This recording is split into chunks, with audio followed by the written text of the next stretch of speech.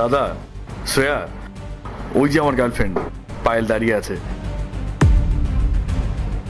শোন দাদা, তোকে ওর কাছে গিয়ে টাকা চাইতে হবে। অর্জুন, আমি ওর কাছে টাকা চাইতে যাবো কেন?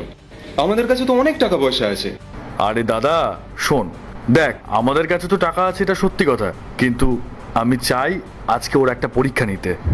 আর তুই তো সবসময় বলিস তুই নাকি খুব ভালো অভিনয় করিস, তাই আজ তোর কাছে কিন্তু একটা ভালো সুযোগ এসছে অভিনয় করার। দেখি তুই কত সুন্দর অভিনয় করে ওর কাছ থেকে টাকা আনতে পারিস। আচ্ছা, এই ব্যাপার। ঠিক আছে, তাহলে তোরা আজকে দেখ যে তোদের দাদা কত ভালো অভিনয় করতে পারে।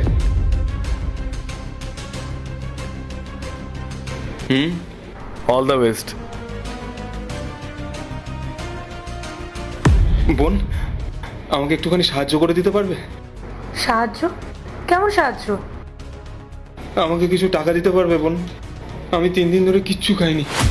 কি? আপনি 3 দিন ধরে কিছু খাননি? আপনাকে দেখে তো বেশ ভালো ঘরেরই ছেলে বলে মনে হচ্ছে, আর আপনি তো বেশ ভালোই জামা কাপড় পরেছেন।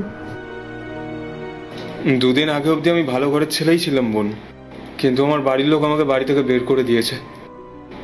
তারপর থেকে রাস্তায় রাস্তায় ঘুরে বেড়াচ্ছি। 3 দিন ধরে কিছু খাইনি। তাই তোমায় বলছিলাম বোন, যদি কিছু টাকা দিয়ে আমাকে সাহায্য করতে পারতে, অন্তত খেয়ে বেঁচে যেতাম।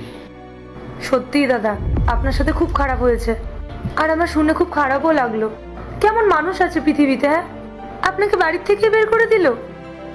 ঠিক আছে দাঁড়ান, আমি দিচ্ছি, আমার কাছে ক্যাশ কত আছে আমি দিচ্ছি আপনাকে।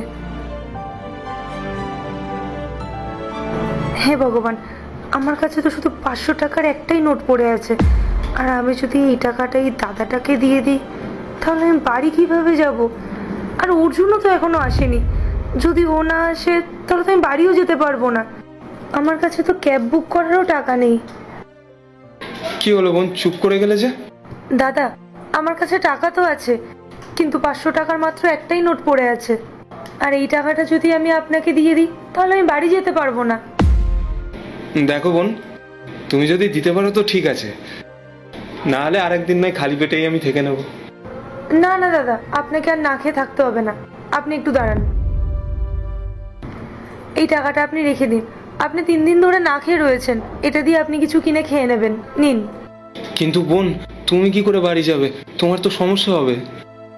কি রে শ্রেয়া, কি মনে হয় দাদা কি টাকাটা পেলো? দেখ দাদা, দূর থেকে দেখে তো কিছু বোঝা যাচ্ছে না। ওকে আগে আসতে দে, তারপর বুঝতে পারবো ও টাকাটা পেলো কি পায়নি। দাদা আপনি চিন্তা করবেন না, আমার বয়ফ্রেন্ড অর্জুন আসবে, আর ওই পার্ট 2 দেখতে সাবস্ক্রাইব করো ভেলকু 78M।